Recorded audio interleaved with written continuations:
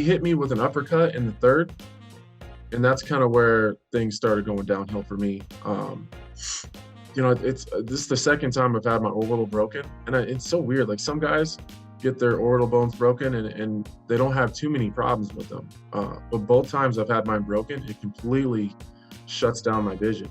And I don't know why. I don't know what. And maybe that's just the type of break that it is. And, they're all different. There's different places you can get them.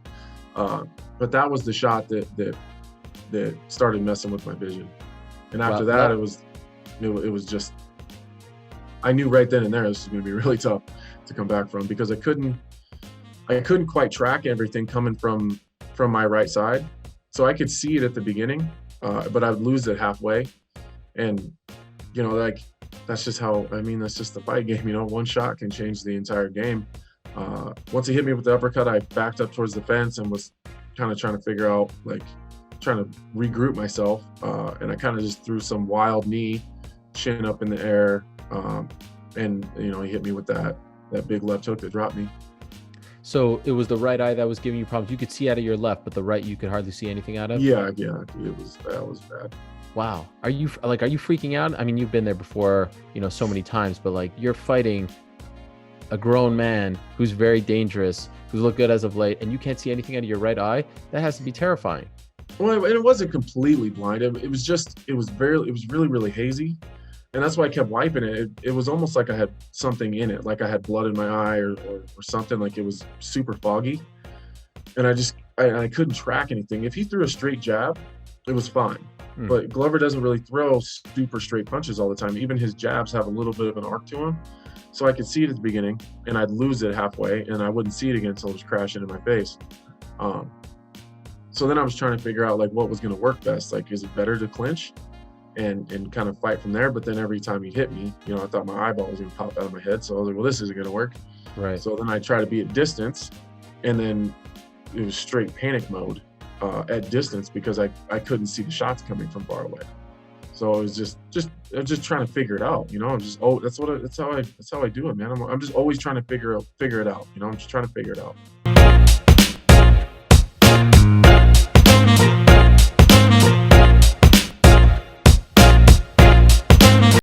His family, and we never know what life is going to deal us. And right now, the Nurmagomedov family is dealing with something very difficult with father. He calls him father all the time. But I know that Khabib's dad is one of the strongest people in the world, and he's going to fight to be there for his son and his grandkids and his family. And I'm just hoping that he does okay. He's a strong man. He's a really, really strong man. If you don't know him personally, Khabib's father is one of the strongest human beings that you've ever met. I was at the Ultimate Fighter gym one time, and his dad grabbed me to wrestle with me, right?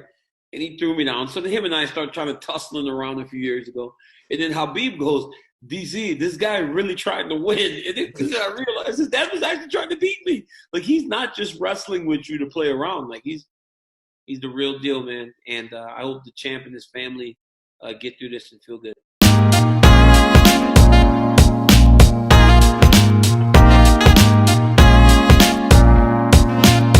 It's a lot of big fight coming up. Kamaru's coming up too, Listen, the one thing, honestly, Conor said he wants to fight for a title. He want to become a champion again, right? I think Conor only have one chance to fight for the title right now. If he grows some cojones, and he said, he tweeted 170, right? Yeah. Forget about Masvidal right now. If Conor want to come, listen, if Conor called the UFC and said, do you want to fight for Kamaru?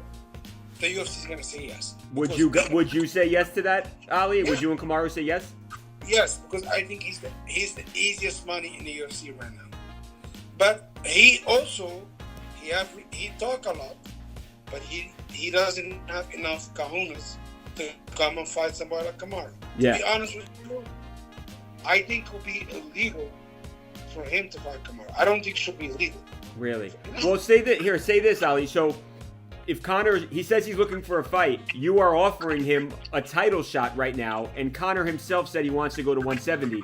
So what would you say to Conor if he's watching this right now? Only about Kamaru, what would you say to him? Bro, I don't offer this punk nothing. You understand? If you want this fight, he need to go on his knees and beg, like he make everyone beg.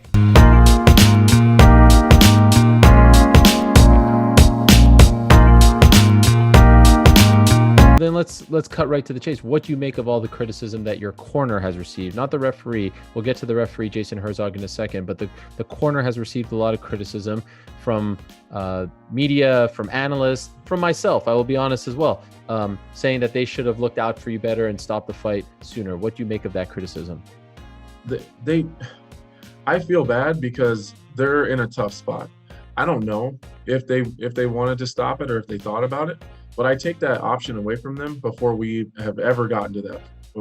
Before any of this ever happened, before we ever anything, before any, I took that option away a long time ago. If you want to sit in my corner, that's my rule. You don't stop the fight.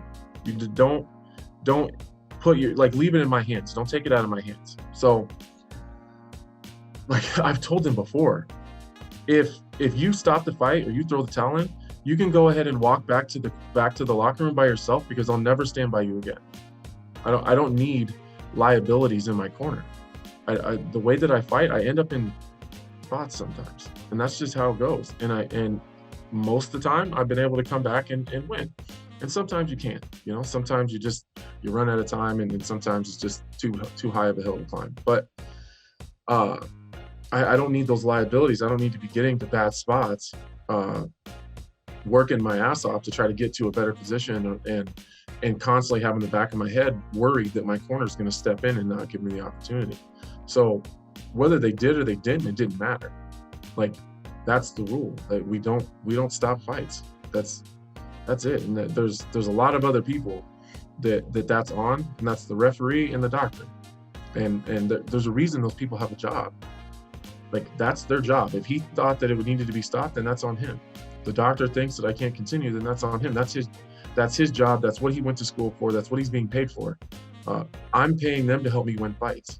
I don't need them constantly in the back of their head worried about how much damage I'm taking. That's not their job. I need them. They're paid to help me win fights, and that's it.